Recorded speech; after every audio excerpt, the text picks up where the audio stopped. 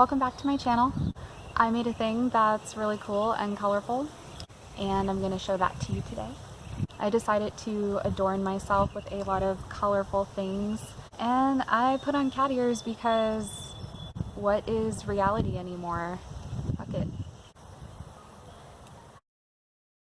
Alright, let's get to it.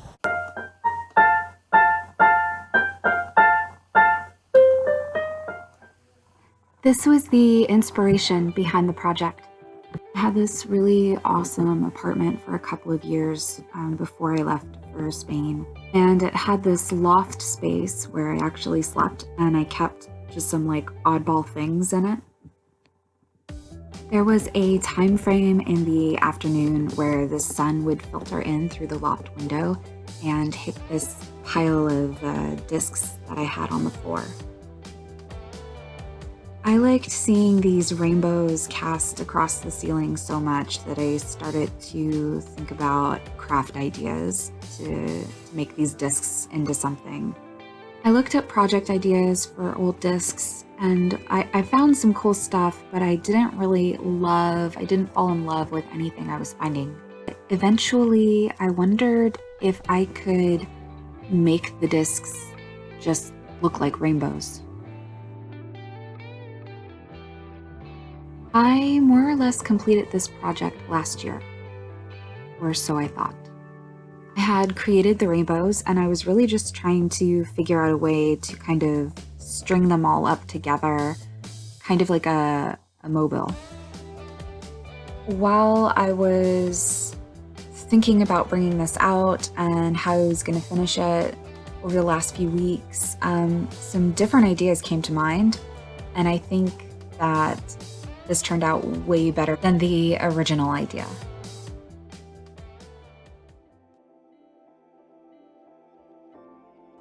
I didn't use clippers or scissors to cut up the discs when I made these rainbows. I used something that was probably not the safest thing to do, and so I'm not going to explain how I did that. Before I started making the rainbows, I had read that using scissors might crack the discs, and I didn't think that I had good enough scissors to even try it anyway, so I didn't. With the second part of this project, I tried using wire cutters, as you can see here, and those didn't work out super great. They didn't completely cut through the disc. But I found something else in my dad's toolbox, and that was tin snips, which worked beautifully.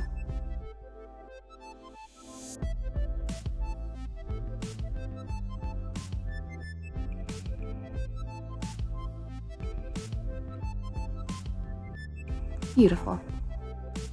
Once I had my discs cut in half, I hammered the tiniest nail I could find into the top area. I looped little jewelry hoops through the holes after they were all painted. So after I had holes in all my disc halves, I took them outside and spray painted. After they were dry, I flipped them over and painted the inner clear part of each one a different color using acrylic paint.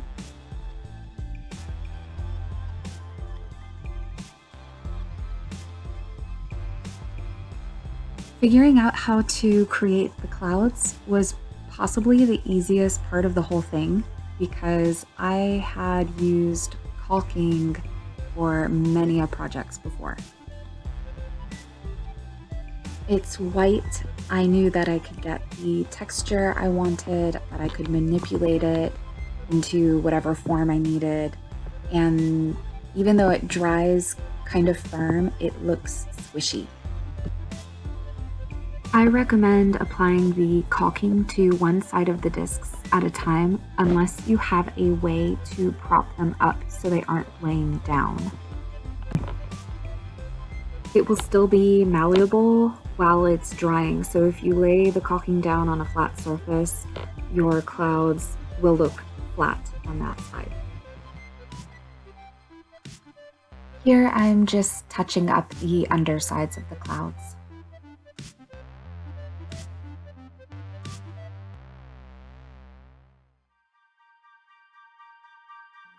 So now here, after they've dried, I began working on the second part of this project, which just very recently came to me. Instead of having all of the rainbows together as one piece, I decided to make them individual with another element to add. I sanded the edges of my new pieces just to eliminate any potential for accidents.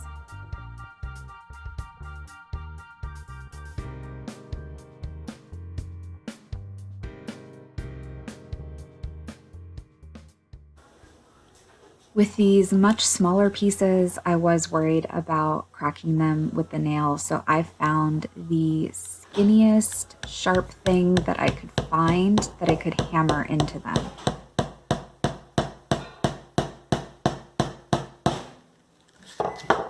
And that was a corkboard pin,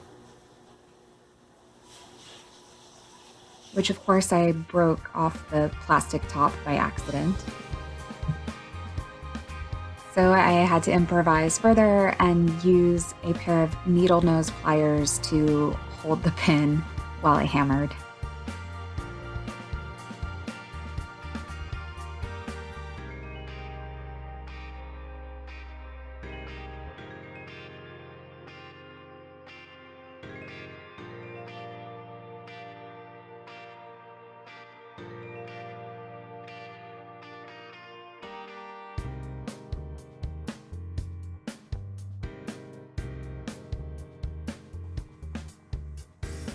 I spray painted the smaller pieces to match the rainbow parts.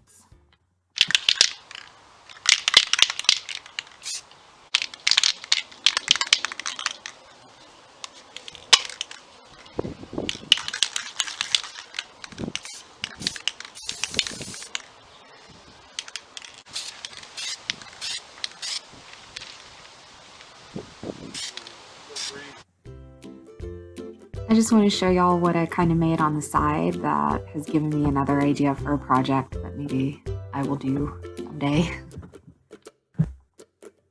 This looks cool, right? Look at Tom Brady.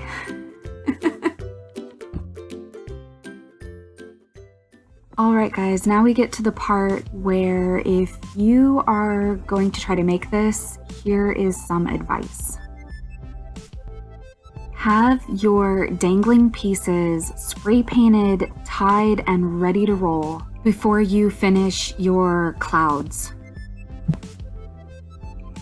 When I was previously touching up some of those clouds, I hadn't quite worked out how I wanted to string up the dangling pieces. So I missed the opportunity to insert them into the caulking before it's set. I don't know if I'm just prone to making things harder on myself, but let me tell you, it took me a very long time to do this. So don't do it this way. The next few minutes of this video is me using a safety pin to poke holes, like little tiny holes into the caulking so that I can insert those threaded pieces. And then I glued them down.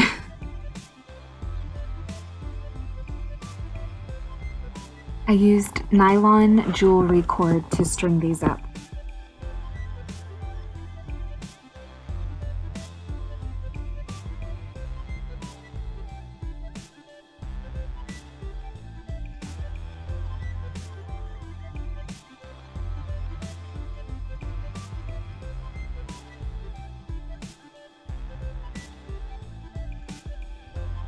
I put a little dab of glue on the end of the cord and inserted that into the hole, and then surrounded that with a little more glue and let it dry. Because the holes weren't perfectly sized for the cord, I did have to wait for each one to dry before I could put another one next to it. So again, don't do it this way.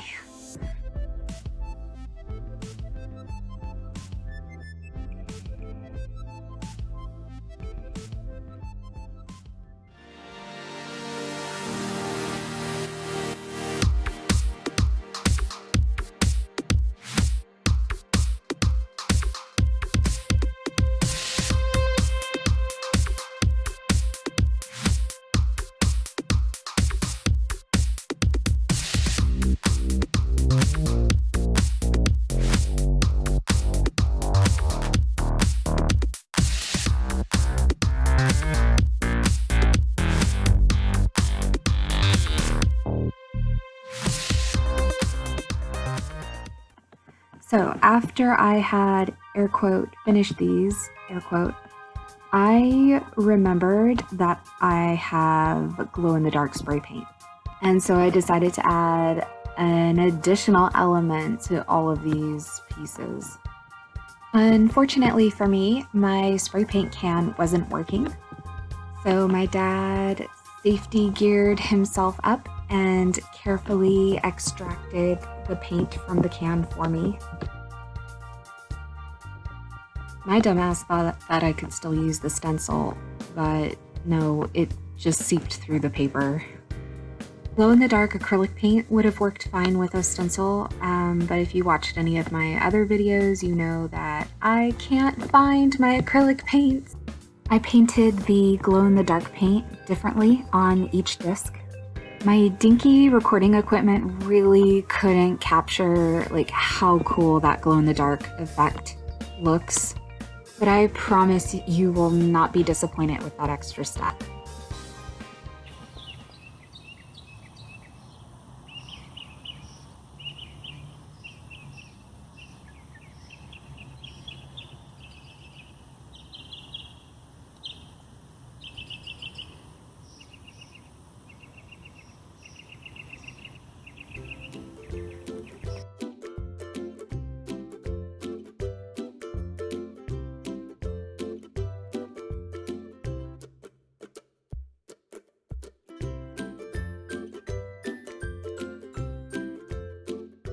Thanks everyone for watching, and I'll see you soon. Play me off, Johnny.